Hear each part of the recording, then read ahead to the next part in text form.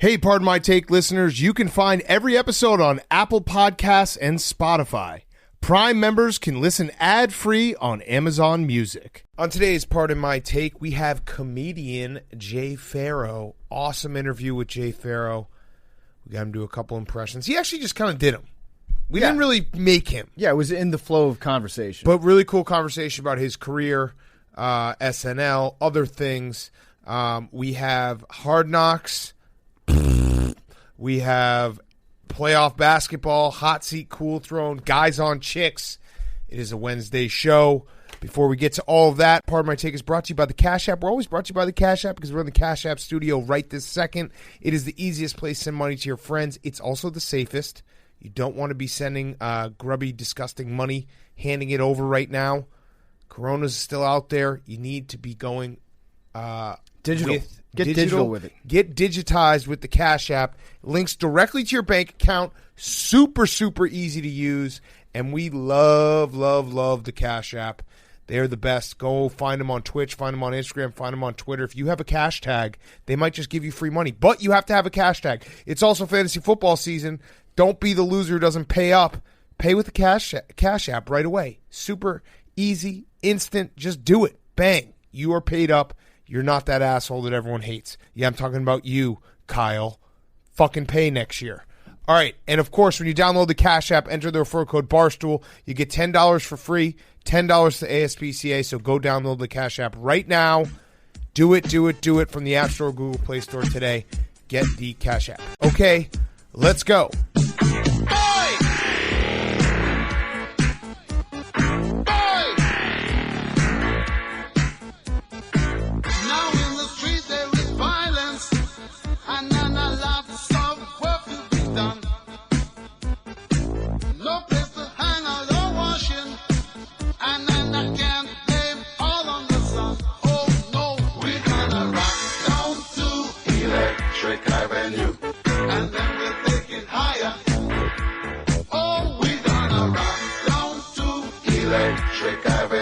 It's Pardon My Take, presented by Barstool Sports. Welcome to Pardon My Take, presented by the Cash App. Go download it right now. Use code BARSTOOL. You get $10 for free, $10 to the ASPCA. Today is Wednesday, August 26th, and Hard Knocks is a bummer. It's a dud. They can't even give me a goddamn time lapse of a stadium being built. It's not that hard. Set up a camera, walk away. It's not that hard. I'm dumb. I want to see a time lapse. I have a theory. So the first episode was obviously all coronavirus, and that was a bummer in its own right. And then I thought, you know what? Episodes 2 and 3, they're going to get better. We're going to be like getting our juices flowing. Football, it feels back. Here's my theory. Hard Knocks needs the preseason because you watch Hard Knocks on Tuesday nights, and then you watch the actual games happen, and you like see what's happening on the field. You're like, oh, there's that cornerback that we keep hearing about who's trying to make the team. He had he had an interception, whatever it may be. And then it's this mind fucked. It's almost like when you look up at a Jumbotron and you see yourself and you can't understand how you're looking at yourself on the Jumbotron, but then the camera's looking at your face. Right. The time warp of watching something filmed in real time, we've lost that element. So now we're just watching like, oh, let's just check in with this training camp. Yeah, when you see a guy on a field in a preseason game, first of all, it's on TV. So you're like, hey, that guy. So it's at 30 frames per second, right? When we're watching Hard Knocks, that's on film. It's a little bit slower. What is that, Hank? 24 frames per second? 60 or 120, probably 240. Well, 240. The point is, 480? it looks a little different. They should just play some of the clips of the scrimmages in that TV format, so it looks like I'm seeing them in a different time zone or a different parameter. But I know what you're saying. It's like a blend of reality and then a show that you've already watched. It's like, I know that guy. I saw that. That's the guy from. Oh, that guy got injured. Oh, okay, yeah. I watched that real life. Like, it's just that our brains can't understand something that's being taped currently and then played for us. But now that it's not, we don't get to see the other side. It kind of ruins everything. Well, it's that, and then there's also moments in scrimmages and in preseason games where you watch it on TV and you're like, I can't wait to see that again on Hard Knocks from the other angle that they show it at. How are they going to talk about this loss that I bet on? It was Sunday Night Football. They played the Rams played, and I stupidly bet on the game, and I want to now watch and see if McVay actually gets as angry as I am. Well, the field is fast. Jared Goff said that several I'm going to bet times. so many overs. The field looks so fast. That the field green, looks awesome. That green just screams points to me. Do that you green think, means go, baby. Here's my question. Do you think, when will stadiums, like, what's the peak of new stadiums? We have to get there some point. I think we reached it in the Roman times. No, but like this new bears stadium, chained to a post. No, but every new stadium is like cooler than the next. I guess the Rangers kind of ruined that, the Texas Rangers. But like this stadium is insane. It looked like a hotel in there. The video board. Like, are we going to run out of stadium innovation? I don't know. It's just a question I ponder. What we should do is there should be a turf that is the exact same color green as a green screen, so that you can watch it back and then you can edit whatever type. You can make it into a snow game maybe if you're watching it on repeat. By the way, speaking of stadiums, if anyone out there is like me who loves to look at empty stadiums, empty stadium porn, we are in the perfect spot for all the stadiums in Brazil that the World Cup was played in. They're starting to fall apart, and it's fucking sick to look at. Right, in China right now, it's just dust. It might as well be the ancient pyramids from, 2008? Look it up. So, it's sick. Yeah, it's getting good. They're getting overgrown with vines and like, stuff. holy shit, there was a World Cup game here 4 years ago. How's this possible? They look like the Astrodome. Yeah. But yeah, you're right. Like 4 years ago, they were the most happening place on Earth. Might have been 8 years ago. I can't keep track of time. Where's anymore the World Cup last 4 years ago? 4 years ago, it was in France won. United States was as far away from United States. That was when I was going to drive. No, to. there was there was. But that was like 2014. 6? I feel like. No, we had a World Cup London 2 years ago. France won 2 years ago. Mbappe. Where did they win? Was it Germany? So the other one would have been 6 years ago. It was Russia. Brazil was 6 years ago. Russia, right? You had Bob Lay. Russia. Yeah. And then so 6 years ago. So yeah, we're in prime World Cup. God damn it, time just escapes us. All right, other notes from Hard Knocks. The toothpick guy. The toothpick guy, you gotta have cool. a toothpick. I've been thinking about, have you ever been a toothpick guy? Yes, I've tried. Being a toothpick guy, that guy's got all the answers. Dude, Razor Ramon. There's something going on with a toothpick. That's actually... Literally, who's the bad guy? So the guy that plays defensive back on the Rams, I still don't remember his name, but I know that there's an undrafted free agent who's a toothpick guy. He stands out a little bit just like that for his coaches. They're like, oh, who's that guy? Oh, he's the toothpick guy. Yes. We had Melvin Ingram with the rare sitting in, not sitting out, sitting in. Holding in, yeah. I feel like, it seemed like everyone loves him, but I don't know. It feels like you're kind of playing your hand a little bit. What do you mean? Like if you are holding in and they're just going to, one day, they're just going to like put his pads and his helmet on his locker and be like, hey, why don't you slip that on? Yeah, just He's play. like, yeah, you know what? I'm just going to put it on for right now. And then all of a sudden he's going to be playing. They're banking on him just being close enough to the field and seeing a guy playing better than him that he'll just be like, you know what? I'm in next rep. Like, but he was very involved. He did get his contract done. Well, they gave him guaranteed money. They reworked it. Yes. So now he is practicing and playing. So maybe it worked. Yeah, I guess it worked. Weren't you thinking the whole time when he was going through drills and stuff, it's like they're just going to trick him and put a helmet on him and he's going to be playing. If you just call his number, then he'll just go in by football guy instinct. I also liked, we have our first guy in Hard Knocks that the camera's falling in love with, that they hope that you fall in love with at home, who's probably going to get cut, Johnston. Yes, Clay Johnston. His dad was Brett Favre's best man. Papa Brett. Anytime Papa Favre pops on a Zoom with you got to make sure that he knows that the camera's on first, if you know what I'm talking about. I think that Brett Favre is officially retired. Now seeing him, he is old. There's no He's dog. Officially, like the Wranglers jeans ads that they probably taped 7 years ago that they keep running. The what's it called? The copper wire. Yeah, Copper Fit.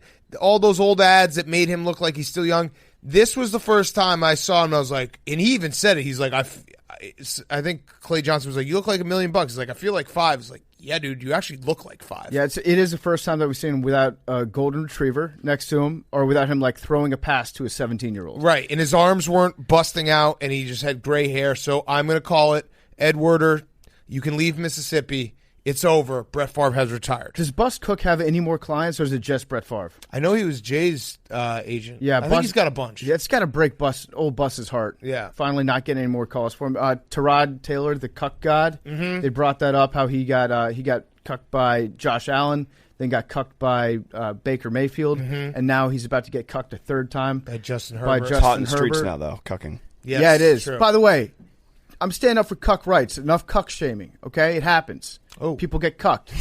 Whether it's your pool boy, Justin Herbert looks like a pool boy, or very personal Soul Cycle instructor. Mm-hmm. These things happen in real life. Okay, so back off. Yeah.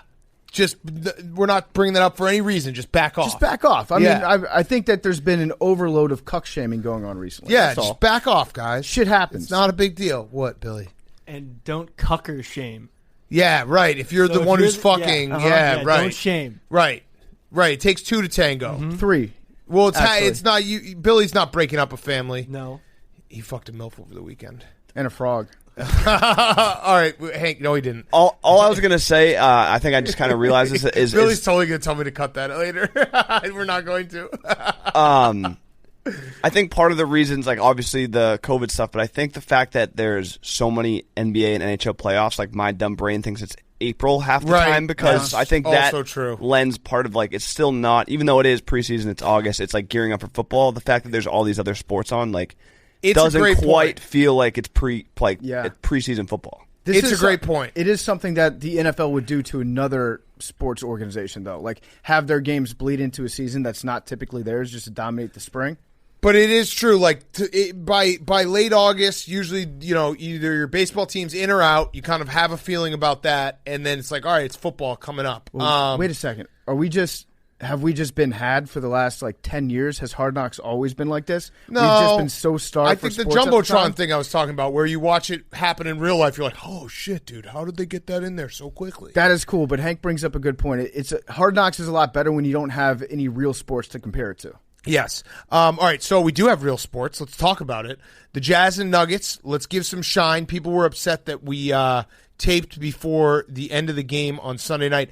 I have to admit, fully, I think the Jazz and the Nuggets are the exact same team. I agree with you. Thank you for saying that. They're from the same area, both altitude, kind of similar colors. If you tell me Jazz, Nuggets, Nuggets, Jazz, I'm just like, yeah, those are all the same guys. If you just list the names, I'm like, you could tell me Donovan Mitchell's on the Nuggets. I'm like, sure. I don't, they just blend together. And neither of them are winning the championship. Yes, right, correct. Let's be honest. The jerseys are very similar too. You're right, they are. If the Jazz brought back the old school John Stockton uniforms that had the icy mountains in them and shit, that would be cool. I could differentiate between those games. They did. But right now, yeah, they did. They actually did. Yeah, with tonight. No, it wasn't a couple tonight. weeks ago. Yeah, so they should bring them back for the playoffs because right now, Big Cat's right. It's each team has a couple talented big guys, one good guard. And that's about it. Don Nelson and George Karl might as well be coaching these teams. The only way that you can tell the difference between the two teams is the Jazz fans want to fight every player, and the Nuggets fans are kind of chill because it's Denver and they're probably high. They're really stoned. That's really it. So when you don't have fans, it really blurs the lines. But the game was good. The Nuggets obviously survived. Jokic, did you see his first quarter? 21 points, 8 for 8, 5 for 5 from the three. That's how you set the tone. And then Jamal Murray's 360 layup was fucking sick. He had 42 points. I think he's gone back-to-back 40 points, 0 turnovers. Hot take. I like 360 layups better than 360 dunks. Dude, it was sick. It was so sick. So that actually is now kind of a series. And it has been a good series. The Jazz have been just shooting the shit out of the ball. And I guess the Nuggets, good. I almost did the thanks for coming out Nuggets tweet. I wish I had because then they came back. And they looked like they were dead in the water.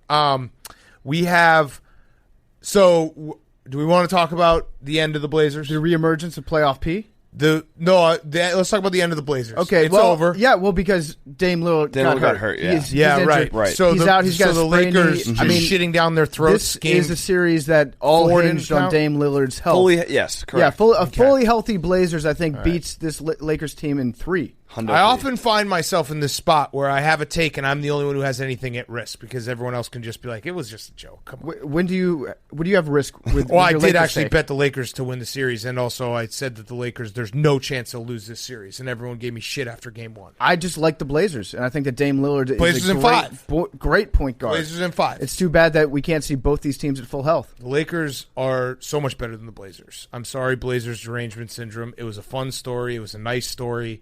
But holy shit, the Lakers kicked the fuck out of them in Game 4. That was an ass kicking. Yeah, well, it was Kobe night. It was Kobe night. It was and Mamba Day with the knee. Yes. Well, Dame did play in that game. Yeah, but he got hurt in the game. Right, after they were down, yeah, I don't know, 50? Yeah, that's right, Hank. Did he get hurt in the first quarter when they were down 15-0? There may have been a pre-existing injury. Got it. In fact, I think his other knee was injured, and that's what made the other knee get even more injured. Overcompensation. Look it up. So how do you feel about your Blazers in 5 prediction? I think we'll see. I think history is going to be the final judge of that take. At very worst case scenario, it's better than Charles Barkley's Blazers in 4 prediction. True. Good point. I'm more of an expert than the experts. Chuck doing the sweep after game 1. I'm not going to be petty, but I will absolutely be petty. I have some retweets I have to do after everyone tweeted me after game 1 and said that I was an idiot and the Blazers are better than the Lakers. I'm just glad we got that one in, Yeah. We won the most important game. Yes. When everybody was fresh. Game 1. Yep. So, yes, the Clippers are flexing their muscles right now on the Mavs. This is kind of the disappointing thing about, when you have that underdog and they have an incredible performance, and Luka was so fucking good on Sunday, and you're like, oh, could the Mavs do it? And then the Clippers are like, nah, we're way, way better. We just need to focus a little bit. And no Porzingis. And Playoff P is back. Yeah, Playoff P is back big time. What does he have, 29 points right now? That was the easiest bet of all time. It was taking these Clippers. After all the slander, going at Playoff P, which is well-deserved. Don't get me wrong. He figured out. He said he just needed to make more shots. Yes, he made bad shots. 10 for 16 tonight. He didn't make his shots last time. He said that after the game. He corrected himself, saying, if I make more shots, I have a better game. Fact. Sometimes it's that simple. Playoff P is back. I just want it to be – I want this series to go 7. So far, I think this is my favorite series of the playoffs. If this goes 7, then how are they doing the rest in between? I think they're playing pretty quickly. Because hockey's just advancing to the next round. Yeah, I think they're going 2 or 3. I mean, the Celtics and Raptors played Thursday night, and that ended, Sunday? You know what's funny? The Bucks and the Magic still are going on. That's weird. That is weird. Because the Magic won game 1, and then the Bucks have just killed them the last 3 games. So that's a kind of a weird, hey, remember that series is still going? Mm-hmm. Did you see Mike Greenberg's actual dumb rule today? No. I can't hate on it too much because it's not that bad, but he thinks that every team in the lottery should have the exact same chance of winning the lottery. And he also thinks that if you lose in the first round, you go into the lottery also, and also they're getting rid of the lottery machine. What? And they should bring back the envelope. That's actually not a crazy, crazy idea. That's actually been talked about because it would basically take away tanking. It's the anti-tank rule. Because if you just get in the lottery, you just are in the lottery. If you're in the playoffs, you shouldn't get a chance at the lottery. Yeah, no, I agree with that. But I don't think that's that crazy to say no. If you don't make the playoffs, everyone has the same odds so that no one can tank. Yeah, I don't hate that. I mean, it would suck if your team really sucks and can never get good again, but I guess that kind of happens all the time in sports. Let's see. Anything else? Hockey Hank, we got a Hockey Hank update. Bruins lost in overtime. Got to get the puck out of Pulse the zone. check. Yeah. And there's the guy from the Blues. Yeah. Big rig. I also think I'm starting also to bad think ice. I'm just going to circle one. Islanders Team of Destiny. I'm going to circle it. Why you say that? I don't know. Just feeling it. Barry Trotz. Yeah, and I don't know. Just going to circle it.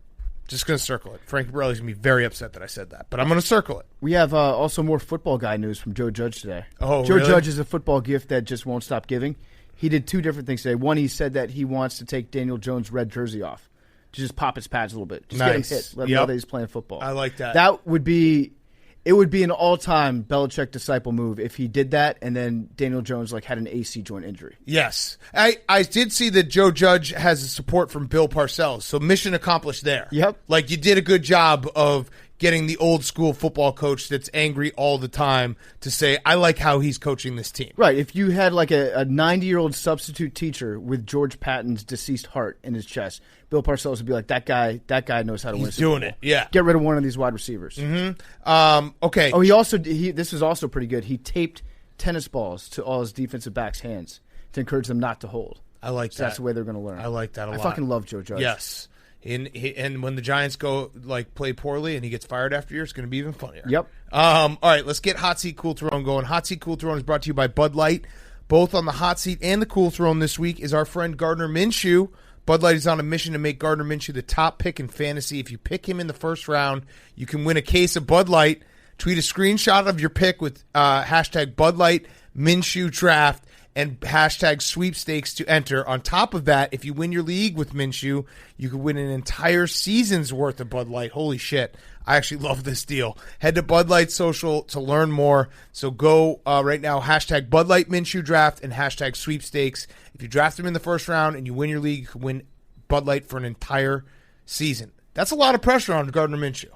That's a lot of pressure. We'll have to get him back on soon, and we'll talk to him about that. Hank, hot seat, cool throne, go. My hot seat is a few hot seats, all within this podcast, family. Actually, I'm just going to do a hot seat for each of you. PFT's in the hot seat because Dan Snyder joined Twitter. Yep. But he locks his account. He's got a private account. Also, right, so that's cool throne because everyone can roast him. Yeah, but he's just going to be lurking. Like if you look at PFT as a potential, got this. Come potential buyer, hot seat, Hank. Future owner of the team. PFT's got some cleaning up to do. I have a lot of cleaning up, like my entire account, basically. Okay. Big Cat's on the hot seat because he stinks at Fall Guys. Yeah, stinks is like 0 for 95. Everyone stinks at Fall Guys, though. 89. And Billy's on the hot seat because he's meeting his hero tomorrow, and he's like nervous beyond belief and is not going to know what to say. Jim Florentine. True. Yeah, Jim Florentine's here. Is that your hero? Yeah, Billy. How many heroes do you have? Because we just interviewed Jimmy Tatro today, and he was legit your hero. Billy's a massive, massive Crank Yankers fan. He was like shaking earlier. I have no idea who this guy is. Oh, yeah, that's bullshit. You know exactly who he is. Way to play cool. Smart. Yeah. No, that's actually because you blew it today with Jimmy Tatro. He actually said on the way out, he's like, who was that kid? And what's his problem? Yeah, no, I'm just kidding, dude. He thought, can I tell you something? What? He thought you were sweet. Sick. Yeah. All right. Who's your cool throne, Hank? My cool throne is alive, Tim the Two-Man Taylor, Tim Allen. Yo, he actually did say you were sweet. Dude, if Jimmy Tatro thought I was he legit said like he's like chillest sweet dude ever. I know, he did say you were sweet. Seriously. I'm not joking, he said you were sweet. Tim Allen and the dude from the show, whatever. He's dead? No, Richard Karn are doing a History Channel show together. Al Borland. Yeah. Okay. I'm in, sure. Nice. Is it going to be about the history of cocaine and Tim Allen selling it? I would watch that. I would watch Gangland Home Improvement. Snitching? Which is a blacked out face of Tim Allen talking about how he just go backstage and blast off rails in between takes. Home workshop competition show. Cool. And then my other cool throne is OnlyFans. Ah, yes. It's really just blown up in the mainstream these days. Plaxico Burress joined today. God knows what he's posting on there. It came out that Bella Thorne, the child actor, should she we joined. all made $1 million in one day. Should we all sign up for a couple just as a joke? Just for fun. Well, I told Billy to sign up for Plaxico Burress' OnlyFans. We should just get Billy a phone that he can keep with just a bunch of accounts on it. Oh, I like that. Billy, that's a good joke. Nice. Billy, that's a good joke. Say it louder. Say it louder. He's shooting his third leg. Nice. That's really good. You could say, is that a gun in your sweatpants, or are you just happy to see me? Nice. Oh, Billy's feeling good about that. OnlyFans, I feel so stupid every single time there's a swipe up on Instagram, like, check out this hot picture of me, and I swipe up and it's fucking OnlyFans. I hit that roadblock 4 times a day. Fucking Sounds sucks. like you follow a lot of porn stars. I do. Are you a porn star if you Why have wouldn't OnlyFans? I mean, what's the point of Instagram? Dogs. Nah, it's big porn dumpers. stars. Yeah. I actually have a confession to make. Yeah. I have an OnlyFans. You do. Yeah. And? Well, ever since I wore my toe shoes, people actually started DMing me, asking me for feet pics. Okay. And they started offering money, and I actually set one up. It's Billy Feetball. It's very entrepreneurial of you. Yeah. No, I'm serious. Yeah, Billy Feetball? Yeah, I actually Hell you go look it up. Billy. Like, I've been actually making banks. Good job. How much are you making?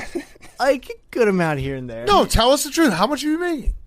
I've made around under $1,000, but over 100. You've made like over Dude, it was actually $700. really weird. Like, so like the one time that like we were on the live stream and I was wearing my feet shoes. Yeah. Like, 3 people. I noticed you hit me stopped up. wearing those. Wait, so That's only for subscribers. yeah, because right. I can't give away that for free, dude. No, I'm serious. Like, you can look it up. Billy Wait, Feetball. hold on. So you've made $800 Around there.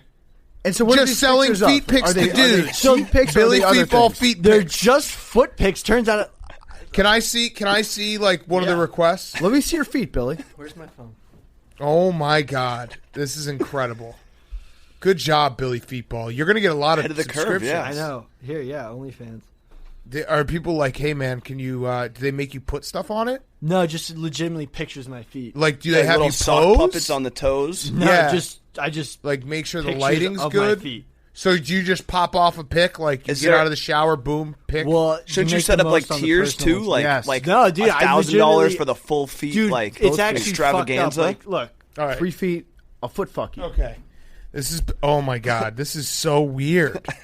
Billy, dude, I make like legitimate. No, I'm not hating, dude. You're making money, dude. If one of these guys is gonna track me Gotta down, make money somehow. Do you do like Q&As? No, I just take pictures of my feet. How often do you have to update legitimately, like every night, like before I go to bed and take my socks off, I just take a snap of my fucking feet, and that's the private pick for the night for these people. Are you dealing with like any subscribers who are getting upset, like and asking you to do more? Like, hey, where's tonight's update? Like, the size 14 wide feet. That's what he has listed. No, seriously, that's what they're down for. I don't give a fuck. It's my fucking feet. Oh shit! I just closed out. Whatever. Let me see it. I closed out. That's incredible, Billy. There's no messages or anything. It just says Billy Feetball, size 14 wide feet. You gotta get the subscription. Yeah. You can't just get that for free. Yeah. All right, Pifty, what's your hot seat, cool throne? My hot seat is my eyes because I'm looking at Billy Football. Oh my god, yeah. Oh, okay. I've seen enough. There you go, Billy. My hot That's seat. hot, Billy. My hot seat is dogs, bro. Because Bryson DeChambeau got hemmed up big time in a massive, massive internet controversy. I guess they're playing this week at the same golf course that he played at back in 2015 when he won the U.S. Amateur competition.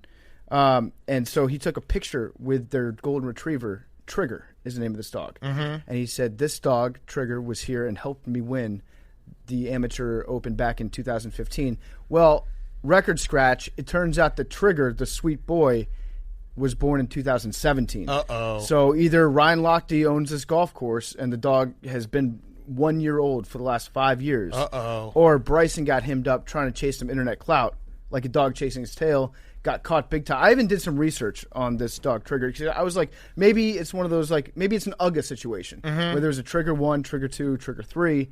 No. The dog that was before Trigger, or the Trigger's dad, is named Divot. And Divot works at a neighboring golf course. Okay. So regardless of what happened, and he's never been, Divot, to my knowledge, has never been on this golf course. So he's just lying. So he's just lying. For clout. Got caught big time. Dog clout. For dog clout. Fuck that guy. Bryson DeChambeau. Jesus Liar. Christ. Triggergate. The worst. The worst. My cool throne is Earth. Because remember that asteroid that we talked about? Mm-hmm. Turns out it's tiny. It's Which one? The asteroid that's going to hit on Election Day. There's like 1 million. It's tiny, and it's not going to hit. Oh. So that was we got freaked out about that. Yeah. Big time freaked out about Fucking it. So scare we're tactics. going to survive. Mini Mike. They should call the asteroid Mini Mike Bloomberg. There you go. That would be very funny. Yes. It's small, and it won't hit on Election Day. There we go. Boom. That was like 1.7 That was balls. good balls. I don't know. Top of my head balls. And Peng Zai. You know Peng Zai, he's on my cool throne too. Wait, what's that? Cool throne, Peng Zai. No, cool throne, Hank. I'll inform you because Peng Zai, he's that Chinese guy that does the tornado chug. Oh yeah, the drinking guy. Yeah. Our friend Donnie does World. He is like good friends with Peng Zai. Peng Zai uploaded a video last night to the internet saying that he was going to probably be arrested. He's in big trouble. He was crying and he did one last chug. And then he went offline after that. And he was getting arrested like for chugging, basically. Like the Chinese government doesn't support just how being viral he was going. Too much of a bro. Yeah. Too many beers. Yeah, he yugs big time. Chinese government does not like that. Well, as of 2 hours ago, Peng Zai posted again to Twitter saying he's fine. Don't worry about me.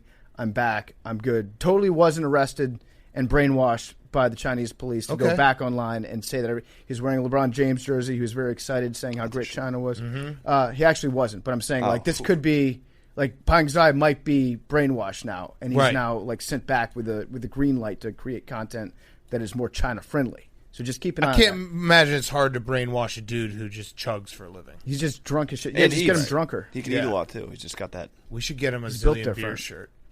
We That should. would be very funny. Yeah. Okay, is that it? That's it. My hot seat is Chris Webber. Chris Webber's on the hot seat. Chris Webber's getting roasted. Chris Webber is out on an island. Chris Webber's a terrible announcer, and he's getting what they say as exposed because I think it's just because there's so many games going on, and he's been calling, it feels like the important game every single night, and holy shit does he suck. Chris Webber is the Michael Scott, sometimes I start a sentence, and I don't even know where it's going. I just hope along the way I find it, I find my way. That's him. He just starts talking. So tonight he had two that were incredible. He had, he said he knew that Montrezl Harrell was going to have a good game. Why, you ask? Because he was sitting on the bench without pants on. Okay. And then the real Chris Checks Webber, out. I don't understand how his brain works. It really is like he's the dude you just meet at a party and he just starts talking and you immediately you're like, how do I get out of this conversation? It's going nowhere. All like at the same time, he's just putting words together, run-on sentences, and nothing makes sense. Please let me go. But then we get trapped with him for 3 hours a night. So his other one was Chris Webber said the difference between Raptor Kawhi and Clipper Kawhi. I'll give you a guess. What do you think? Time zones. Nope. Hank, guess. New operating system. Raptor Kawhi and Clipper Kawhi. Different uniform colors. Nope. Now he's much more of a veteran. He's got that championship pedigree another right now. year. That's what he already had a title, but he had another title. Uh-huh. It's just another year. He's that much Eastern more of a Conference veteran. title. Yes, that's true. That's actually a huge difference. Chris Webber stinks, man. It's tough to listen to. It's crazy too because Reggie Miller's like I was going to say the worst. Would you rather take Chris like, Webber? He's living the bubble like so happy. He's bubbling at Wendy's. Haven't you seen that commercial? Yeah, Reggie Miller. Yeah, so he's just been dodging a bullet watching Chris Webber. What was it? He said compartmentalize. He said compartmentalize last night. I was like, what is going on? I like it. Sometimes I get the thought that maybe being a color guy on TV is a lot harder than we think that it is. But then you see other guys step in so seamlessly. Right. And wait, shouldn't we be blaming that on his play-by-play guy? He actually is trending right now for the second time. Like 2 nights in a row he's trending. Not good. Not good. Well, and it's hard to trend. It's hard to be an announcer and trend 2 nights in a row without saying anything actually controversial. Like, this isn't Thom Brenneman. This isn't Mike Milbury. He's just trending because he's bad. Just trending for stinking. Yeah. Like, generally, just everyone's tweeting about Chris Webber. What were you going to say, Jake? Yeah, the job of the play-by-play is to steer the boat. And then you're teeing up the analyst to make Chris Webber sits down every single night and looks at the play-by-play guy. He says, I'm the captain now. And then just starts talking for 2.5 hours. Right. Chemistry has a lot to do with it. Yeah, who's this guy? What game was he doing? He's doing every game. It seems like every game. In the bubble right now, there's Brian Anderson and Spiro Ditas. Okay. And Kevin Harlan. Do you have, playing cards of these guys? No, I've just followed them for a long time. All right, my cool throne is the Pittsburgh Pirates because the Pittsburgh Pirates got no hit tonight. Lucas Giolito had a 13 strikeout, 101 pitch, no hitter, only one walk. The Pirates are 7-18. They're the worst record in baseball. But guess what, Pirates fans? I'm going to help you out. Nothing counts this year. Yep. You're good. You are so bad, you're good. Would it count as no hitter if you threw it in a 7-inning game?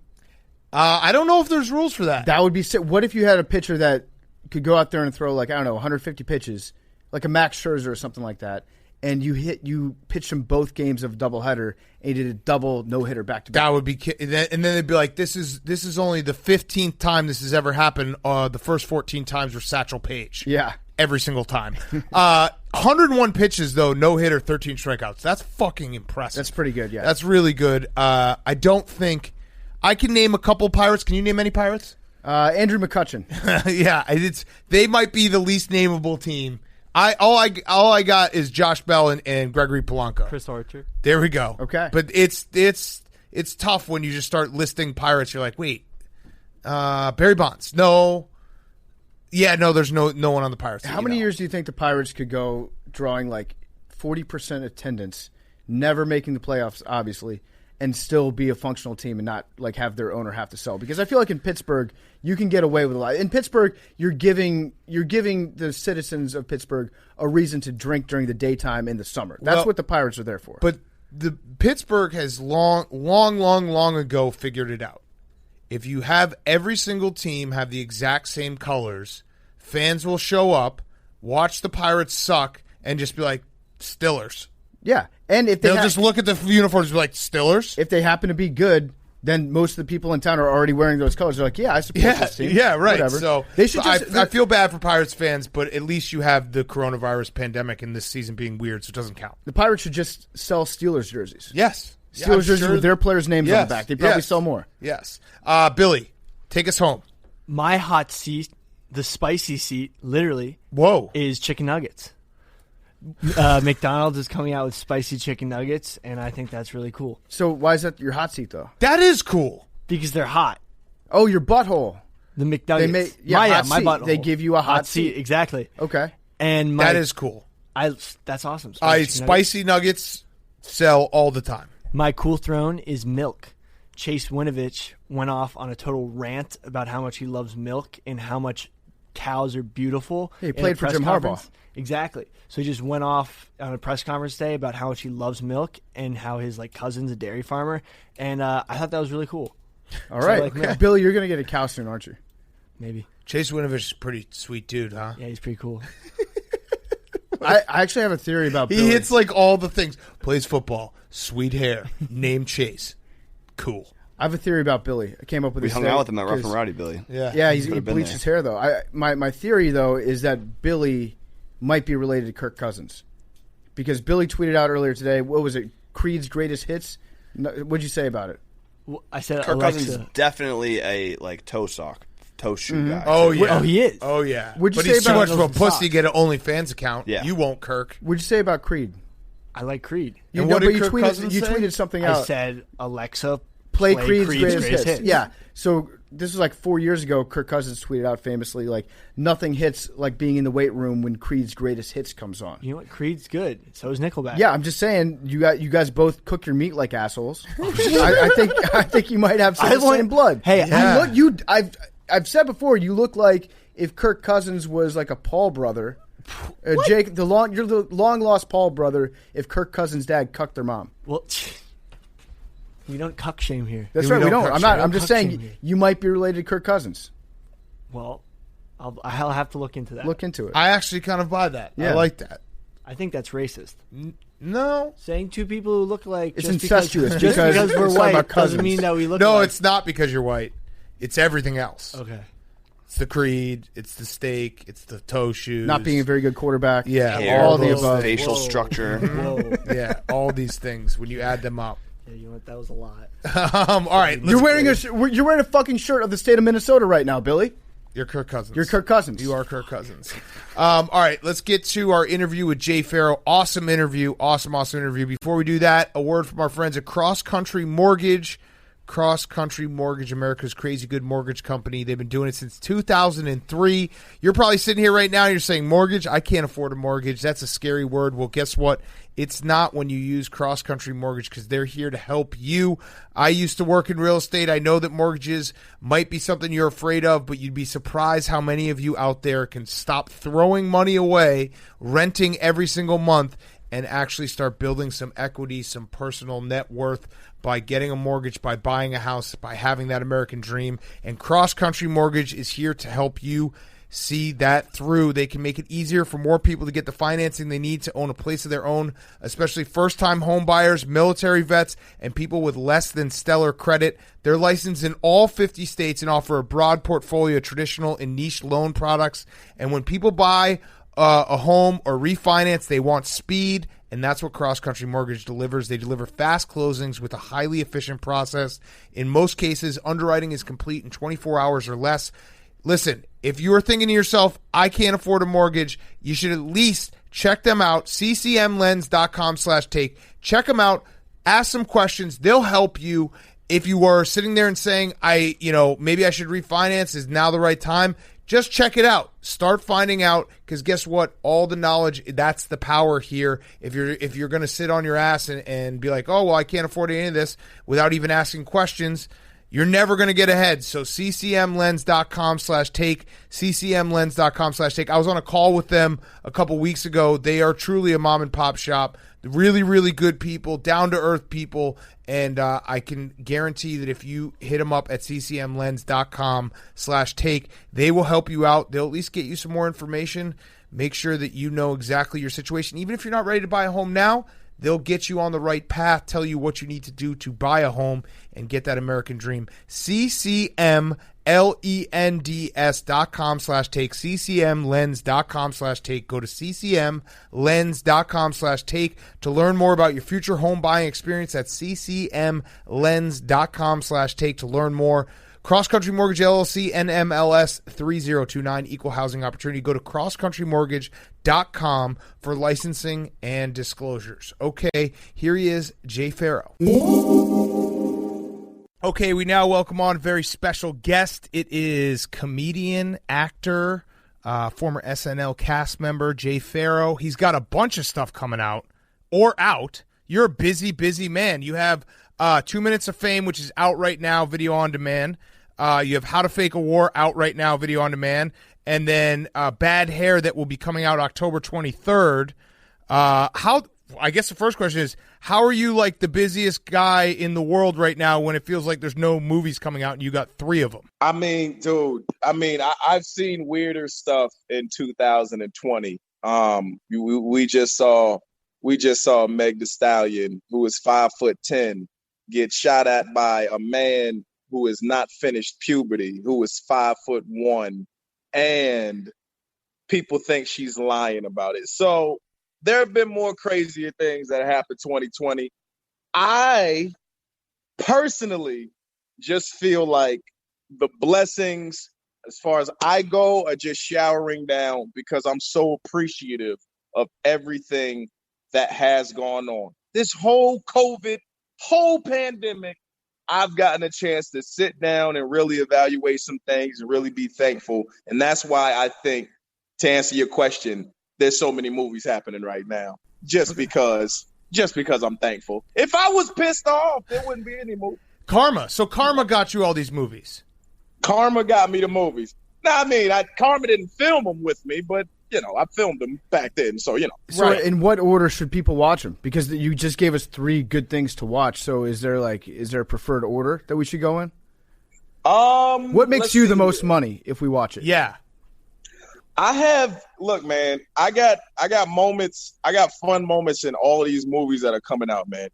If you wanna take it and watch me in a different role, I would say watch How to Fake a War first. I would say 2 Minutes of Fame second, and then Bad Hair when it finally comes out. You should check that out too in October. And I think you should check them out just like that, brother. So 2 Minutes of Fame, it seems like it's semi-biographical, maybe not all the way, but it's, you're a comedian who's found doing a impression. Obviously people know you for your impressions, or at least got introduced to you with your impressions. Is there an annoyance factor of people always being like, hey, there's Jay Pharoah, do Denzel. Hey, there's Jay Pharoah, do Barack Obama, do Jay-Z. Do you sometimes feel like a Tickle Me Elmo, people trying to poke you to get the impression out? I feel like that on Instagram when I do my Instagram lives. People in the street, they don't really do that a lot anymore.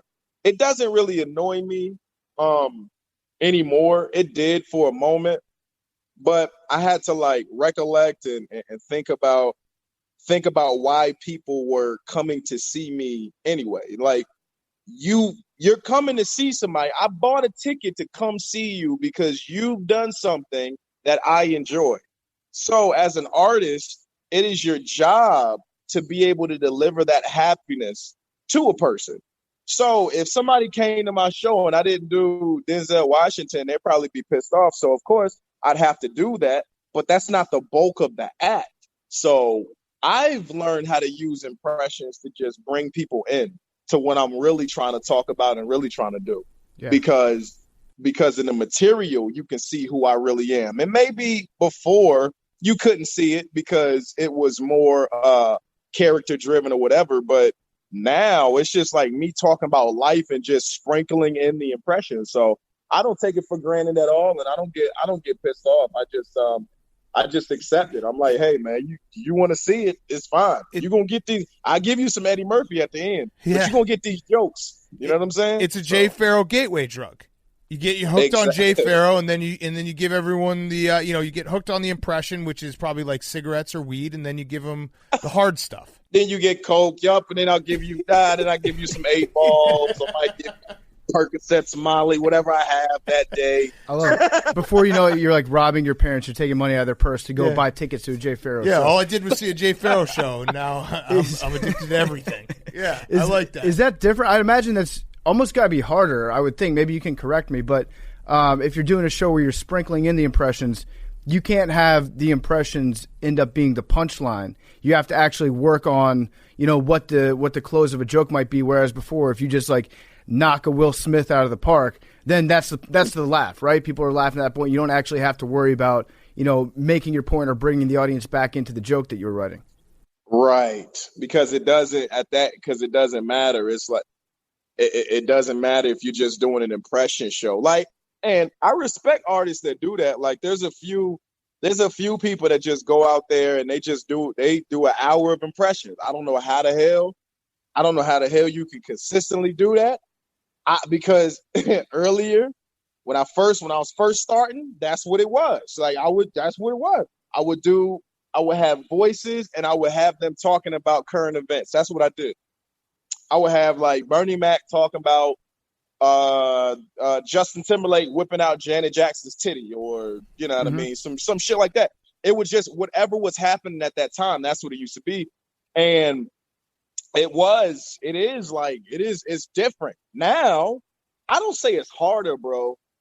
And the reason I'll say it's not harder is because it's I've been on the road for damn near 13 years now.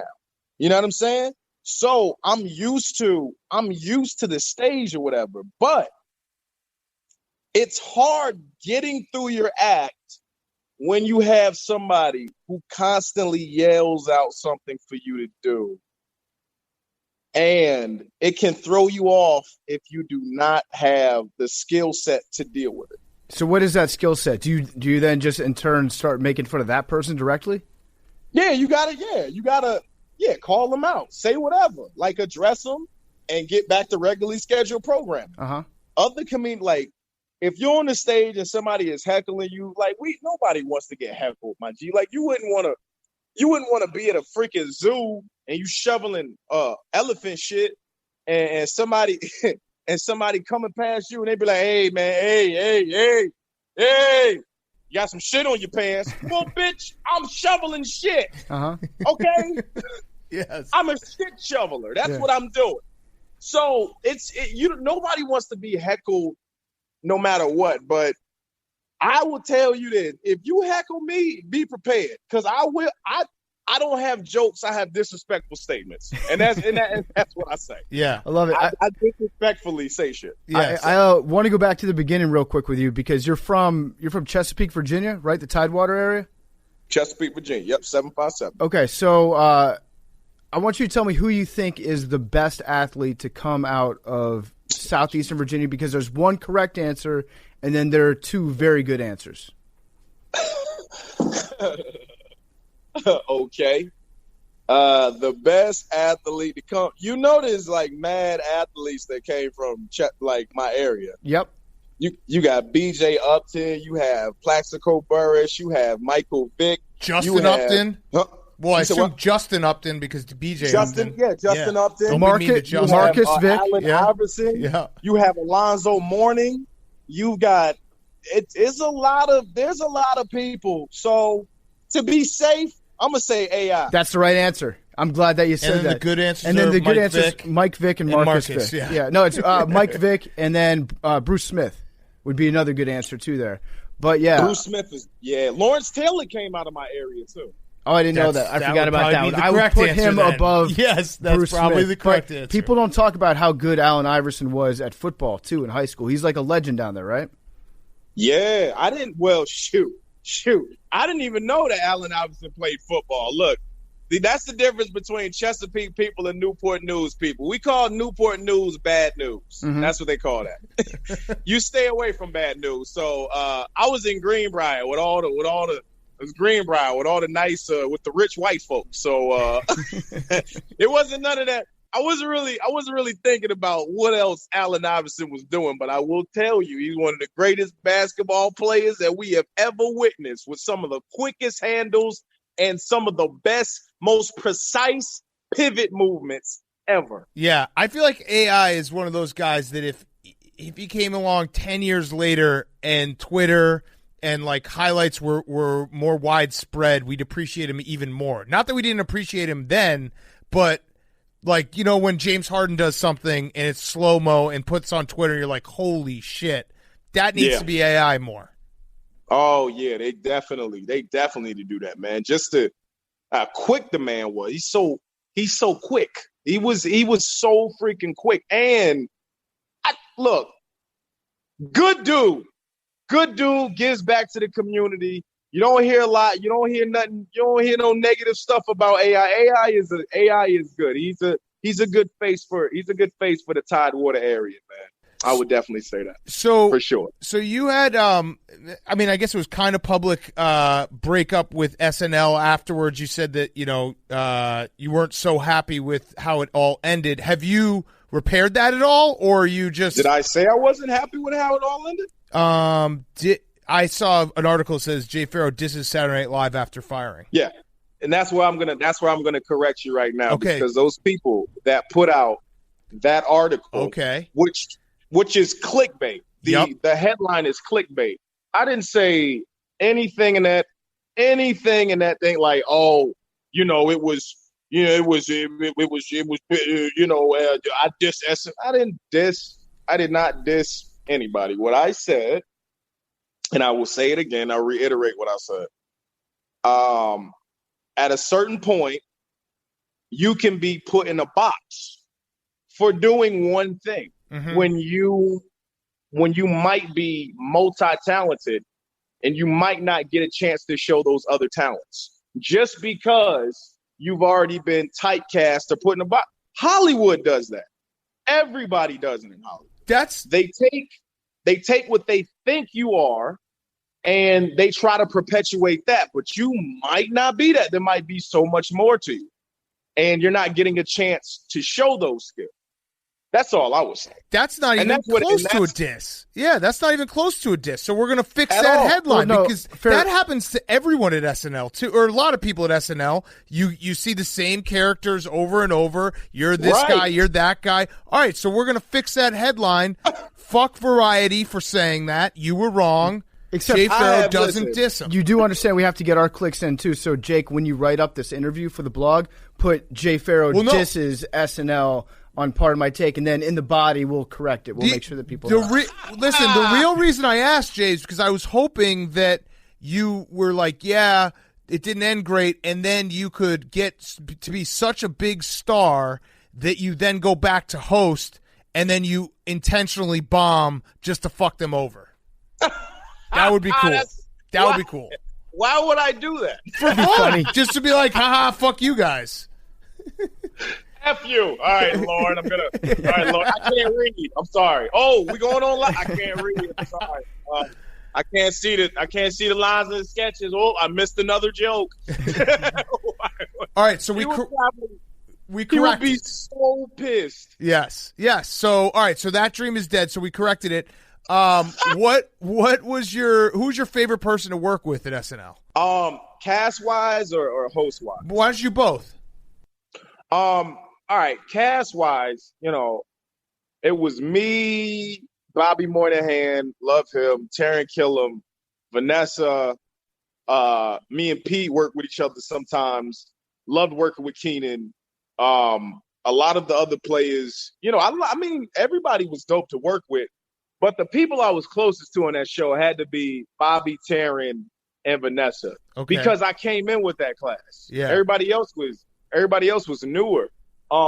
As far as the host, I would say Drake, but he's not my number one. Kerry Washington is my number one host to work with. Okay, I believe that episode that we did, you know, there was definite. We broke some barriers and broke some records that episode. And what does my girl say? I wrote that episode, and it was just she was good. she knew her timing was great. I would say Kerry Washington and then Drake. The Drake episodes were fun, and then Josh Brolin was fun too for me to work with when he came on the show. Was it? I was just going to say, was it weird when you started working there and you immediately obviously took over doing the Obama impressions from Fred Armisen? Was that weird being like, hey, why have you been doing Obama impressions? Well, can you say it's weird? Can you say it's weird when I was on the cast for 2 years and I didn't even get to play Obama until 2012 because Fred Armisen was still playing him in 2010. Oh, so, this is the juicy headline. Yep. Okay, cool. Jay Pharoah was mad that he didn't get to play Obama for 2 years. Right. No, it wasn't. Like I said, it wasn't weird because they took their time with it. They didn't do it immediately. The show, and rightfully so. Like Fred Armisen he's super talented, and it could have been anything for their apprehension. It could have been, oh, he hasn't been in front of the camera that much. It could have been anything. Right. But I think things happen when they were supposed to happen. Now, I tell you, I wish I was able to have more freedom with the Obama character when I was on the show, because I just that impression was something that they kind of locked down, and there was no room for kind of taking it and characterizing it. Yep. Yeah. Because I had a character called Shock Obama back in 2010 before Jordan Peele and Michael Keegan came out with the Anger Translator. And I had brought it to SNL, and they didn't want to, they were like, well, how is that different from the Rock Obama? And I said, it's mad different from the Rock Obama. First of all, the Rock's not playing Obama. Second of all, it would be just like it's his subconscious. It's Barack's subconscious. Yeah. Everything he can't say. The Rock Obama is just throwing people around. It's totally different. It's not the same thing. And we never got a chance to put that on the show. And Key and Peele came out with the Anger Translator, and they got Emmy off of it. So I wish I was able to have more freedom with that character from the beginning to take it to where I wanted to take it.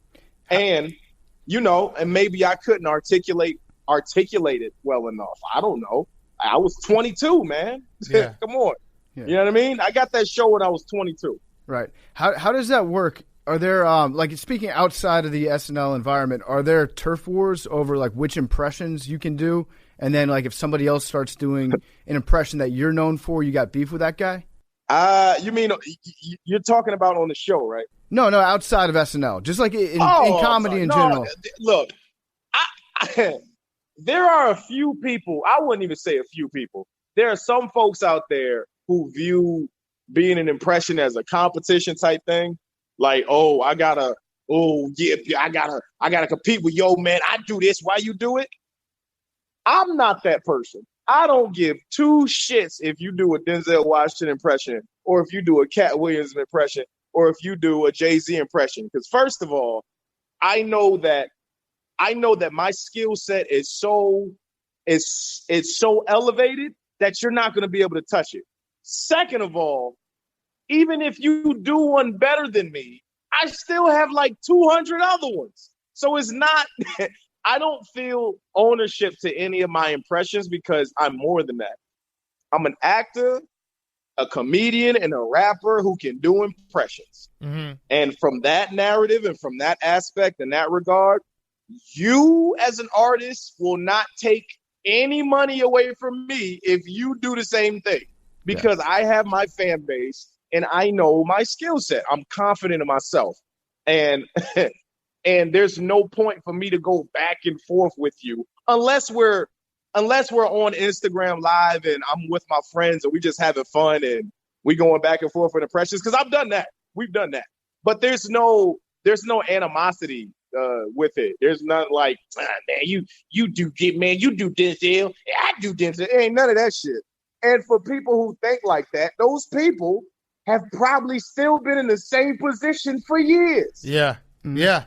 What about if someone comes along and does a Jay Pharoah impression doing a Barack Obama impression? Now we got a problem. I mean, that's called impression inception, and also can be called a triple entendre. But but either way, I hope that happens one day. I hope there's somebody who's able to do an impression of me. Matter of fact, no, there's already that. There's already people who do impressions of me doing impressions, and they have literally told me this. You can watch the video for. Like, Denzel Washington doesn't say all right, okay 2 million times. That is something that I took and exaggerated, and now everybody for a Denzel template is all right, okay, my man, my N-word, and do the face. I wrote the blueprint. We wrote the blueprint. I think when I do Denzel, I think I am doing an impression of you. Now that I think about it, I just say, come on, Jake. Come on, Jake. That's just what just over and over again. But I'm pretty sure that's based on your impression of him. It's definitely, man. It's spot on, too. Spot everything. Spot on from the lip, everything. Yep. You're Nailed good. It. I just came up with $1 billion idea, by the way, where you were talking a second ago. You should do a rap album, but every song is you doing a different celebrity's voice rapping that song. Already happening. Gosh. There we okay. go. All right. Wait, so have you ever been like called out by someone who you met? Because didn't Kanye call you out at his own wedding about impressions? Kanye called me on the phone personally.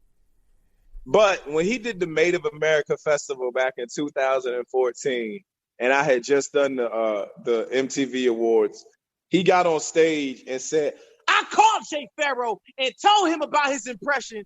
He didn't do that. He called me up and he talked to me. He literally had a conversation about himself to himself. And I sat there the whole time and was like this.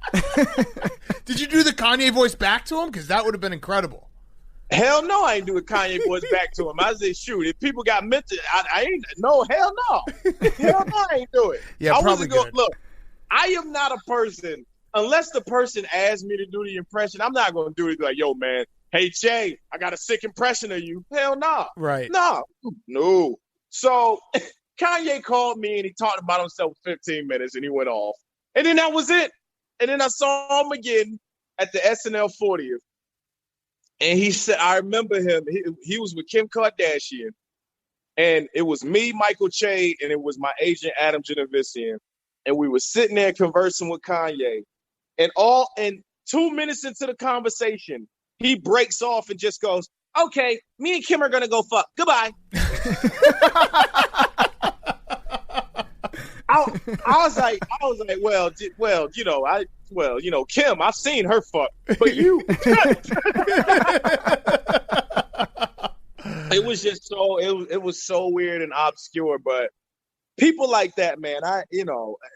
Kanye's got a couple of mental disorders. Mm-hmm. He has spoke about this. I'm not joking about this. I'm just saying you just have to be careful with how you talk to folks who are not stable sometimes. I didn't know what state of mind he was in. Yeah. I was just listening. So I wasn't in let me do an impression. Let me make jokes. No, I wasn't even that. Because I was surprised he was calling me in the first place. I didn't even know how he got my number. And then I found out I did it. And then the producers at SNL told me they gave him my number. I was like, oh, okay. All right.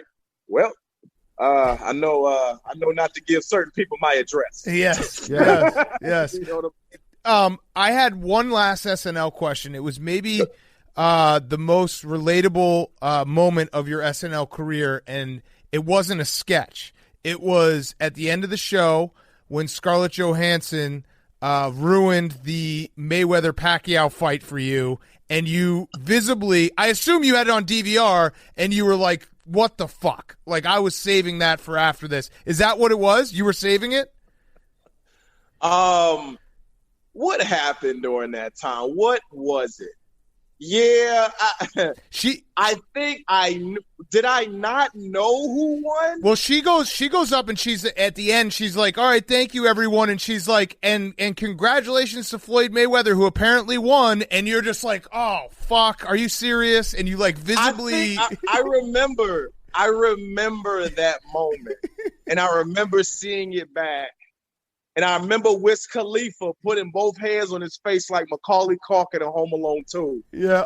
And I remember being frustrated. I don't know if I was frustrated because I put money on it and I lost, or if I was frustrated that now I knew the outcome of what I was going to watch afterwards. But either way, Scarlett Johansson had ruined the moment, and I didn't want to know it, and I think that's why I was pissed off. I think I didn't want to know it, and she said it, and I was just like, God dang it. Yes. And I want the money probably to somebody else. That's a messed up thing for her to do, though. Like, just minutes after the fight ends, yes, she's on live TV. You got to have more self-awareness than that. Yeah, but for somebody who doesn't watch sports and probably isn't in that world, it doesn't matter to them. Yeah. Now, me and you, if somebody told me the results of the Tyson fight with Roy Jones Jr., before, like, Roy Jones got knocked the fuck, I'd be pissed off. Yeah. If I didn't watch it. You know what I'm saying? Yeah, absolutely. But I cannot put somebody who probably watches, I don't know what Scarlett Johansson watches, but she looks like she watches You on Netflix. Yes. Yes. She looks like one of them people. I can't get mad at somebody who don't know, who's not a fan, and just innocently said some shit. That's like a little kid passing gas in front of you. He can't hold his butt cheeks together. Yeah. He just is loose. It's like your grandfather shitting on himself. He's got a weak ass cheek. He can't do anything else. You need to just yell it. You need to yell it at everyone. That's my dad is obsessed with not watching commercials. So like if I call him, he'll pick up the phone and be like, "Don't tell me what happened in this game or that game." Like he'll say that before I can say anything because he's got shit DVR'd for weeks in advance. Like like he's watching shit a week ago because he doesn't want to watch commercials. So you need to start doing that. Just walking around being like, "Don't tell me what happened." By the way, the Tyson fight, I can tell you right now, I'm going to spoil it for you. It's going to suck, and we're all going to pay way too much money to watch two old dudes go around the ring and throw jabs at each other. Hey, as long as somebody gets knocked down, and I'm not as pissed off as I was when I was watching Conor McGregor versus Mayweather, I'm going to be freaking fine. Yeah. That, to me, was like, it would have been more interesting watching Floyd Mayweather fight a dictionary than fighting Conor McGregor. Well, so the good news about that fight for us personally is we both were there, and when we walked into the stadium being fucking idiots, we were walking in, and the beer guy outside who was clearly like trying to just get idiots like us to buy more beer started saying last call as we were walking in. So we just started chugging and got so fucking drunk that the fight was awesome for us. And then the next day we're like, wait, we're in Vegas. There is no fucking last call. It was 7 p.m. in Las Vegas on a Saturday night. We were like, we better stock up before they turn the taps off. We drank so much before the fight. We thought it was the greatest fight ever. And the next day everyone was like, that fight sucked. Like nothing really happened. We're like, wait, we thought it was sick, dude. I was there too. Oh, okay. I was there. It was a moment that happened there that I would say made me immortal to my father. All right. We're sitting about 6 rows from the ring, right? 6 rows from the ring. LeBron James walks in. LeBron James is big as fuck. He's 6'8". You can't miss him, right? Literally. If you throw a ball at LeBron James and you miss, you have something's wrong with you. You know what I'm saying? He's a big dude. He walks down the aisle. He comes to me. He says, "Hey," he goes, "What's up, Jay?" He walks away. My dad was like this. He was like, "LeBron James just talked to you." I was like, "Yeah, man, I know him." He was like, "You're so cute." That's awesome. We had the same thing happen to us. We were sitting next to Barry Pepper. In front of Barry Pepper. We couldn't remember his name, so we both turned around and we're like, "Dude, remember when you killed all the Nazis?" And he's like, "Yup." Yeah. And we're like, "Okay, cool." Like, that was it. That was great. I'm a big admirer of that. Yeah. It's the same thing. And you bronzed your snapback cap from that day, and also your whole outfit. You did all of that. And the ticket I think was like $100 itself. It had holograms and shit on it. And but that was a fun night. That was a fun night. Yeah, man. I saw on your Wikipedia page that, well, it lists like all the impressions and shit that you do, but there was one that stood out because I don't think I've ever heard it. You do a Stone Cold Steve Austin impression. Oh yeah. That seems like it'd be a very fun impression to do, just like randomly, not even like for people, but just like for friends, just to get a crowd going, just to get a room like amped up and energized. Give me a hell yeah. What? Give me a hell yeah, you son of a bitch. Drink some beer, kick your ass, stone cold stun you. What? That's pretty damn good. I was such a wrestling fan when I was a kid. I used to, 3 of them. It was Stone Cold, it was The Rock. The Rock was number 1. It was Stone Cold, The Rock, and Triple H. When I tell you the amount of trash I talked to the wrong people, it will blow your freaking. I told my deacon in church to know his role and shut his mouth, and I was going to take the Bible, turn it sideways, and shove it up his candy yams. He told my parents I said ass, but I said yams. But I guess it's the same thing. You talking about taking a Bible, turning it sideways, and shove it up somebody's candy yams. I guess me not watching SmackDown for the rest of the year was a good punishment. That's what I had to go through. My mother took my television out of my room, and I couldn't watch SmackDown for a year. And mind you, we didn't have cable at the time. So that was the only shit I could watch. And my mom took that from me. Yep. Okay, so that's your most relatable moment because we're around the same age, and I've conservatively estimated that there was a stretch there probably from like 97 to 99 that I stone cold stunned like every single person that I encountered straight. Like it was like an issue. Like he just keeps stunning people for no reason. I'd say like 90% of my friends have been suspended for DXing a principal. Yeah, right. You know? Say suck it. Yeah. Well, that's walking around just when suck you're it. in like 7th and 8th grade, you're just like, no, I DX'd him. Well, what does that mean? It means suck it. Yeah. What does suck it mean? I'm DXing him. Like you don't think that far in advance, but yeah, principals did not like WWE. It's probably though like our generation. There should be a study about like the attitude era on like 9 to 13-year-olds in that time frame. And how we probably all have a great sense of humor because we go around telling each other to suck each other's cock. Do you know how many times I 3D'd motherfucker? Like, me and my homeboy used to 3D people, yo. It kind of got bad. We 3D'd the wrong person. They were in the class. We ain't mean to, we ain't know. But we 3D'd some prolific folks. And when I tell you, every day we did it on hard surfaces, and we didn't care. Like we 3D'd people on the gym floor. Gym floor is hard as fuck. It's hard. You know, you can't do anything. You know, so I'm surprised I didn't get in more fights when I was in middle school. Yeah, because we 3D the shit out of people. We ain't care. Yep. Yeah, principal. Oh yeah, Miss Danko. Hey, Miss Danko, come here. I did a Bronco Buster on somebody my freshman year of football. It was like during 2-a-days. My coaches had some questions because they didn't watch WWE, so they didn't know what it looked like. I was just wiping my ass on a guy. Oh shit! It's so good. It's so good. God damn it! It's so good. Jay, so everyone's got to go watch. Jay's got a million movies. He's the only one who's making movies right now. 2 Minutes of Fame out right now. How to Fake a War out right now. Bad Hair coming out October 23rd. I had one last question. It's a ZipRecruiter question. Go right now. ZipRecruiter takes care of your zip recruiting or your recruiting right now. You can try ZipRecruiter for free at ZipRecruiter.com/take. All right. So we've had Kevin Hart on the show, and I have I brought up something to him that he denies, but I know it's real because I think I saw a clip. There was a deleted scene in one of his movies where he had the line, "I just farted out of my heart." Okay? I remember it because I remember watching it and being like, this is the fucking dumbest but funniest line ever. Can you just please, for me, just do the Kevin Hart impression and say, "I just farted out of my heart"? He screamed it. Listen, damn. First of all, listen, I just farted out of my heart. There we go. That's all I needed. That's all I needed. Because now I can just be like, no, it's here. Here we go. I'll just play it. I might make that my ringtone. I don't even know if they have ringtones anymore. They do, Akon. Yeah, that's true.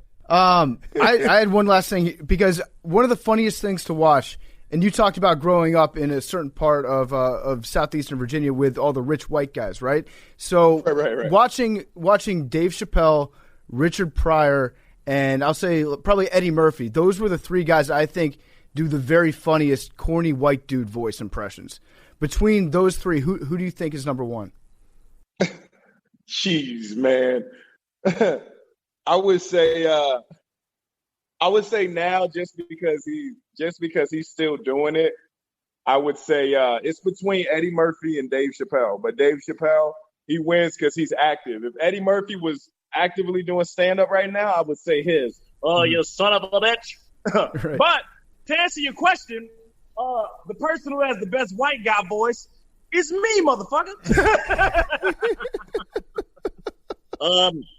I have too many voices. I can do John Mulaney. I'm loving it.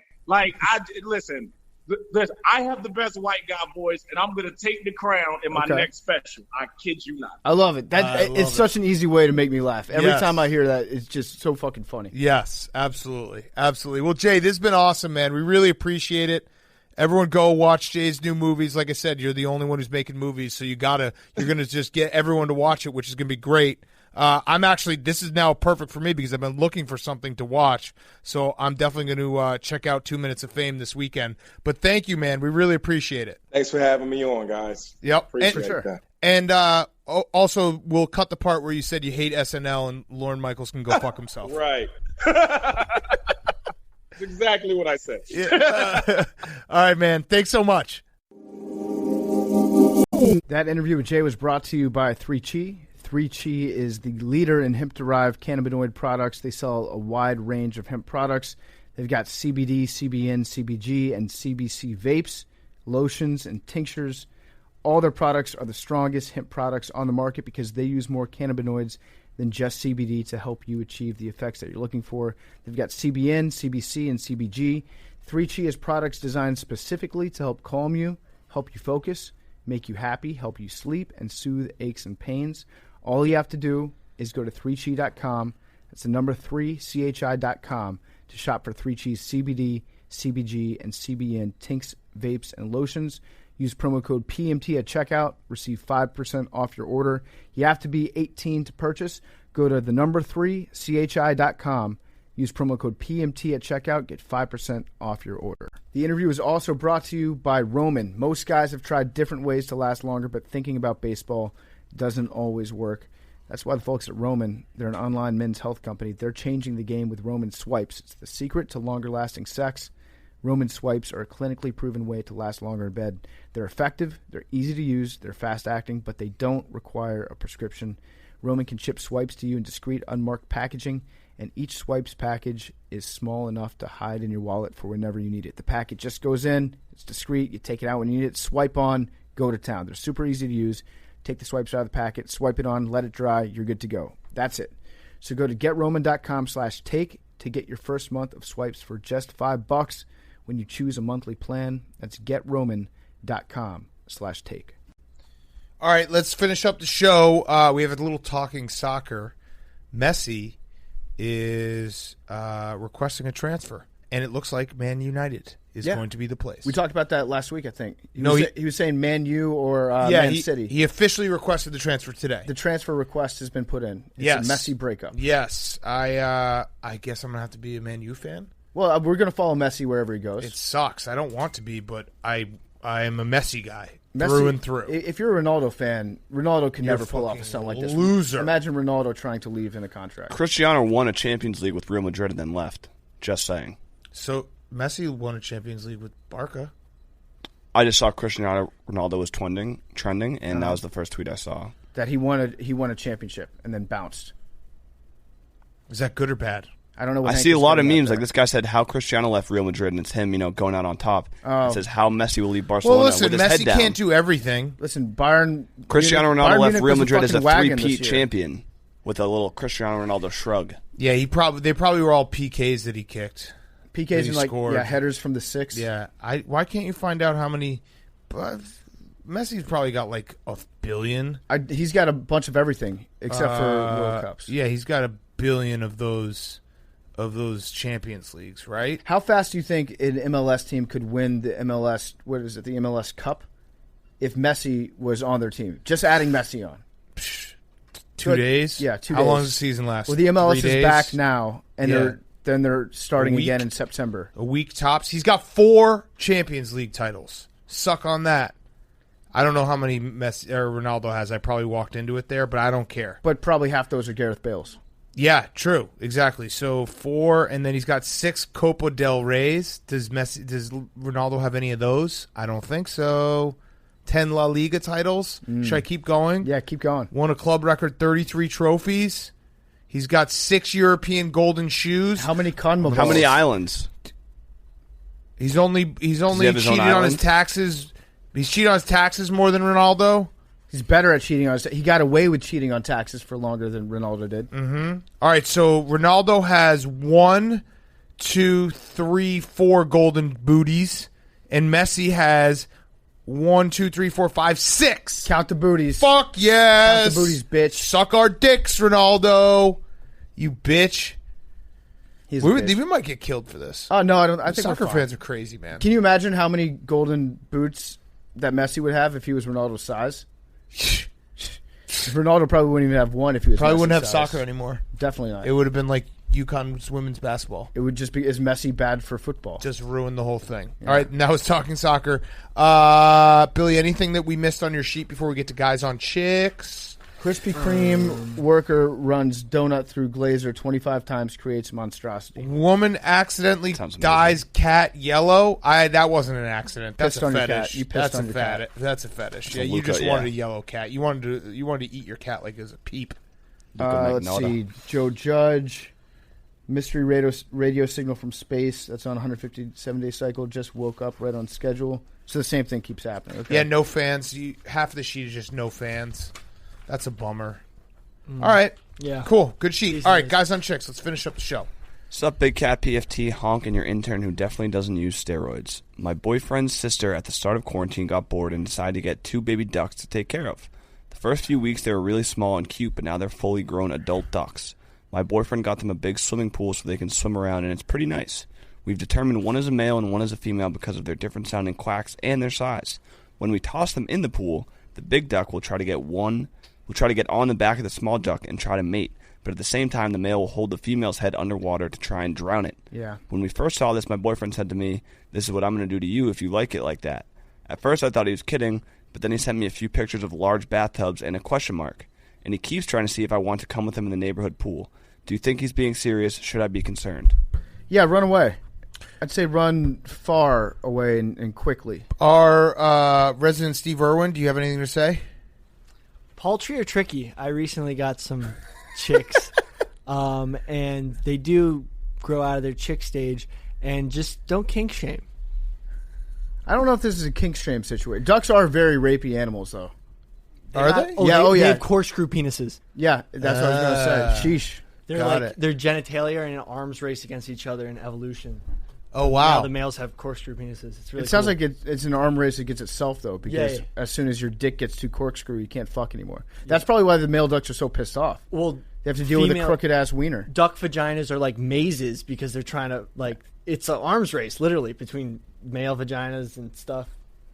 Okay. It's all right. just You know a lot about actually animal vaginas, Billy. I'll give that. Really cool. Billy. Actually. It's really cool with evolution. You should be an objin for animals. Exactly. Mm-hmm. Hey, boys, especially Cake and Henry. So I've always wondered shout out this Cake. And Everyone loves Cake. I'd bring it up to y'all. I've seen some guys cross their legs and some guys don't. So I've always presumed guys who cross their legs have smaller packages. Am I just reading way too far into this, or does that play a factor in it? Do some guys just find it comforting and some not enjoy it? Thanks. Well, I have a small dick and I do cross my legs, so I guess guilty as charged over here. I think sometimes it's just awesome to cross your legs. And sometimes, if I'm wearing shorts, I'll try to cross my legs sometimes because I don't want to put on a show. You know? I also think it's a fat thing. Like if I'm sitting like this, it's just the fat. It's like the fat show. Whereas this, it's like, who knows? Mm-hmm. He's got his knee in front of his fat. Yeah. You know what? Like half of being a guy is just learning to deal with the fact that your balls are always uncomfortable, no matter what. No one ever has a good balls day. Oh, I disagree on that. No, I would much rather my balls be internal. I've had good balls days. They just get in the way. No, but you'll like if you're like in a pair of basketball shorts and it's like 85 degrees, maybe you're free balling, good ball day. The only time you can have a good one. A good balls showing for me is just if my balls make my dick look big at that particular time. Right, but like when it's like nice and warm out and your balls have a nice size to them and they're just kind of hanging out, you're in the basketball shorts, maybe a breeze. There's definitely good balls days. It's tough at work, but there's good balls days. Hip flexibility. Hip flexibility is what? I think the reason why some people cross their legs and some don't. So is it bad or? I have bad hip flexibility. I don't cross my legs. Oh, so I have good hip flexibility. Exactly. Nice. I have recently contracted COVID-19, and one of my symptoms is I can't taste or smell at all. Drinking coffee and tequila, and I can't taste or smell it at all. Would you say that is a good time for me to start eating a lot of ass? I have never eaten ass, but I feel like this is the perfect time. Thank you. Did the CDC said don't eat ass if you have corona? I can't remember what the guidelines were. I don't think they said do eat ass. I don't recall that being distributed. It would be the time to like. I would imagine if you can't taste or smell anything. But if your partner likes it, then once your smell comes back, you're fucked. Just start making Shoenice videos. Eat like a shitload of glue. Yeah, you can drink the nastiest stuff. Dude, people don't talk about Shoenice enough. That dude. Takey presenter. How does he do that? And his eyes are beautiful. You know who Shoenice is, Billy? You know who Steve Will Do It is? I know Shoenice once ate a whole thing of toilet paper. He eats everything. Yeah. It's incredible. That kid. Yeah, no, I think so. Yeah, he presented the Takey Award. Yeah, but he's also one of those guys that like if he dies, who cares? Because he's been eating just random shit for like it's not who cares. I didn't mean to Stan Liam there. Shout out Mike Francis. I meant if Shoenice dies, no one's going to be like, wonder how he died. Mm-hmm. It'd be really disappointing to find out that Shoenice died at like 97 years old, peacefully in his sleep. No, he died at 97 years old, choking on a tortilla chip. Yeah. Like the ultimate irony. Guy ate like 75 quarters once. I don't think that's how he'd want to go anyways. God, Shoenice. We should do a deep dive on Shoenice sometime. We should have him on. He must have been like the most popular kid at his elementary school lunch table. I just Googled Shoenice. Shoenice eats 2 Elmer glue sticks. Yes, those are the ones that always stuck out to me. We should get him on. Should we get Shoenice on? Yeah. Shoenice. I'm just going to read the most recent. Shoenice eats 3 lit cigarettes. Shoenice drinks rubbing alcohol. Yeah, this guy is a legend. Shoenice eats a stuffed bunny's ears. Shoenice eats a bar of Dove soap. Elmer's glue isn't that dangerous. It says non-toxic. Shoenice is a legend. It says non-toxic. Like Shoenice swallows his earbuds. Oh, you know what'd be sick? If he swallows his earbuds and then he just left the sound on so you could hear it digesting through his body. Bluetooth? Yeah, he like makes a call and then you have to hear him shitting it out. Oh my God, Shoenice. Way to go, dude. Good to see you out there doing it. All right, last one. I'm trying to get my boyfriend to dress up as you guys for Halloween, but he refuses to be Big Cat. On PFT, our dog is the Grit Week van. Why is this? He and I love the show, and he has never spoken poorly of anyone except Billy sometimes. Tell him to dress up as Billy. Just put a Kirk Cousins jersey on him. Just dress up as me. I know that maybe put a pillow underneath and be like, slap on a mustache. Yeah, just do it. Your boyfriend sucks. Wow. Billy. I don't think he sucks. I think she picked a. He said Billy sometimes. Maybe he doesn't want to dress up like me because he knows that if he dresses up like me and then he fucks PFT, that will ruin the podcast forever. Disagree. I would fuck me. Yeah. If you guys listen, you and you only make the podcast better. This way to go, Buffalo Bill. Would you fuck me? Fuck me. These people, if you would like, you can sign up for our me and PFT's OnlyFans, and we'll make it not weird for you. Love you guys. Billy, do you have any closing thoughts for us? Someone asked for a poll the other day of like how many people turn off Billy's closing thoughts. Because he said he was like, because I absolutely do out of principle. I really think we should stop doing these. It's the easiest thing in the world. You just have to have one thing to talk about. Could you imagine being like, hey, 21-year-old, you have the ability to talk on the biggest sports podcast out there. And then he's like, it's a lot of pressure. Nah, I don't feel like it. What are you going to say to Jim Florentine today? I have no idea. Jim Florentine. Dude, no. Again. Progressive jackpot, $1,500. Download the Play Bar still app. Whoa, Jake. Good job, Jake. Very cool, Jake. Love you guys. We need to get Jake a mic.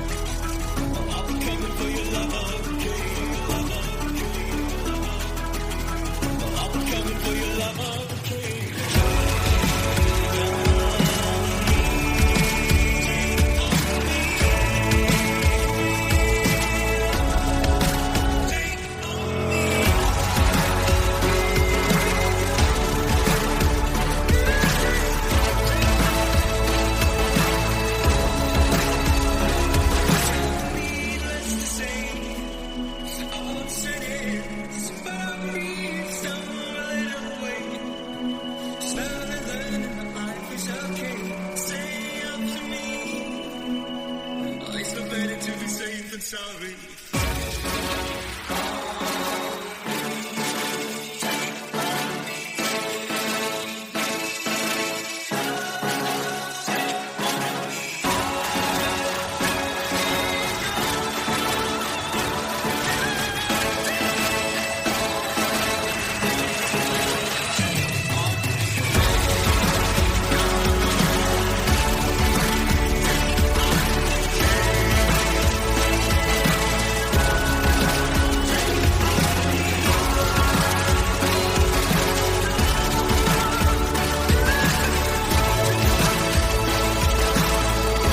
Pardon My Take, presented by Barstool Sports.